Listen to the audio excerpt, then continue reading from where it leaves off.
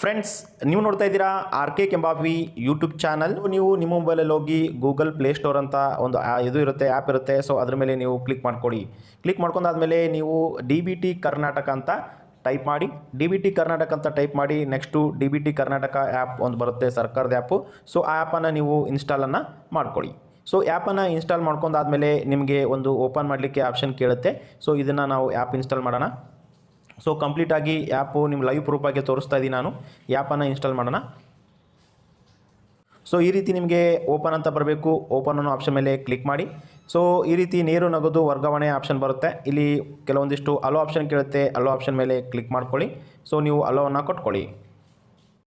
So next ಇಲ್ಲಿ ನಿಮ್ಮ Aadhaar card ಸಂಖ್ಯೆ ಹಾಕ್ಲಿಕ್ಕೆ ಇರುತ್ತೆ. ಆಧಾರ್ ಕಾರ್ಡ್ ಸಂಖ್ಯೆನ ಹಾಕಿ ಆಮೇಲೆ ಇಲ್ಲಿ ಒಂದು ಟಿಕ್ ಮಾರ್ಕ್ ಇರುತ್ತೆ, ಆ ಅಗ್ರಿ ಅಂತ ಮಾರ್ಕ್ ಮಾಡಿ ತೋರಿಸ್ತಾ ಇದ್ದೀನಿ ನೋಡಿ.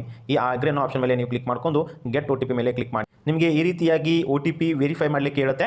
ಸೊ ಆಧಾರ್ ಕಾರ್ಡ್ಗೆ ಲಿಂಕ್ ಇರುವಂಥ ಮೊಬೈಲ್ ನಂಬರ್ಗೆ OTP ಹೋಗಿರುತ್ತೆ. ಆ OTPನ ಇಲ್ಲಿ ವೆರಿಫೈ ಮಾಡ್ಕೊಳ್ಳಿ. ಸೊ ಮೊಬೈಲಲ್ಲೇ ಇದ್ದರೆ ಆಟೋಮೆಟಿಕ್ಕಾಗಿ ರೀಡ್ ಆಗುತ್ತೆ. ರೀಡ್ ಆದಮೇಲೆ ವೆರಿಫೈ OTP ಅನ್ನೋ ಆಪ್ಷನ್ ಮೇಲೆ ಕ್ಲಿಕ್ ಮಾಡಿ.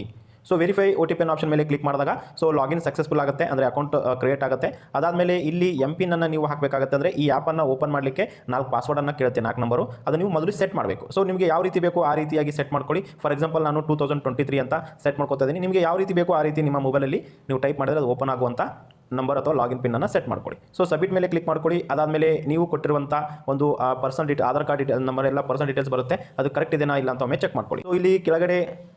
ಸೊ ಇಲ್ಲಿ ಕೆಳಗಡೆ ಮೊಬೈಲ್ ನಂಬರ್ ಕೇಳುತ್ತೆ. ಆ ಮೊಬೈಲ್ ನಂಬರ್ನ ಕೊಟ್ಟು ಓಕೆ ಅನ್ನೋ ಆಪ್ಷನ್ ಮೇಲೆ ಕ್ಲಿಕ್ ಮಾಡ್ಕೊಳ್ಳಿ. ಸೊ ನಿಮಗೆ ಈಗ DBT ಆ್ಯಪಲ್ಲಿ ಸಕ್ಸಸ್ಫುಲ್ ಆಗಿ ನೀವು ಇನ್ಸ್ಟಾಲ್ ಮಾಡ್ಕೊಂಡಿದ್ದೀರಾ, ಲಾಗಿನ್ ಕೂಡ ಆಗಿದ್ದೀರಾ. ಇಲ್ಲಿ ನಿಮಗೆ 4 ಆಪ್ಷನ್ ಬರುತ್ತೆ. ಒಂದು ನೋಡ್ತಿರ್ಬೋದು, ಒಂದು ಪೇಮೆಂಟ್ ಸ್ಟೇಟಸ್, ಇನ್ನೊಂದು ಆಧಾರ್ ಸೀಡಿಂಗು, ಇನ್ನೊಂದು ಪ್ರೊಫೈಲು, ಕಾಂಟ್ಯಾಕ್ಟ್ ಅಂತ. ನಮಗೆ ಈಗ ಕೆಲಸಕ್ಕೆ ಬರೋದು ಒಂದು ಪೇಮೆಂಟ್ ಸ್ಟೇಟಸ್ ಇಂಪಾರ್ಟೆಂಟು ಮತ್ತು ಆಧಾರ್ ಸೀಡಿಂಗು ಈಗ ಭಾಳ ಇಂಪಾರ್ಟೆಂಟ್ ಆಗುತ್ತೆ. ಸೊ ಪೇಮೆಂಟ್ ಸ್ಟೇಟಸ್ ಮೊದಲು ಆಧಾರ್ ಸೀಡಿಂಗ್ ಆಗಿದಿಲ್ಲ ಅಂತ ಚೆಕ್ ಮಾಡ್ಕೊಳ್ಳಿ. ಆಧಾರ್ ಸೀಡಿಂಗ್ ಅನ್ನೋ ಆಪ್ಷನ್ ಮೇಲೆ ಕ್ಲಿಕ್ ಮಾಡಿ. ಮತ್ತೆ ನಿಮ್ಮ ಒಂದು ಆಧಾರ್ ಕಾರ್ಡ್ ನಂಬರ್ನ ಹಾಕಿ ಗೆಟ್ ಸ್ಟೇಟಸ್ ಅನ್ನೋ ಆಪ್ಷನ್ ಮೇಲೆ click. So Aadhaar card number ಹಾಕಿದ ಮೇಲೆ ನಿಮಗೆ ಈ ರೀತಿಯಾಗಿ ಸ್ಟೇಟಸ್ ತೋರಿಸುತ್ತೆ.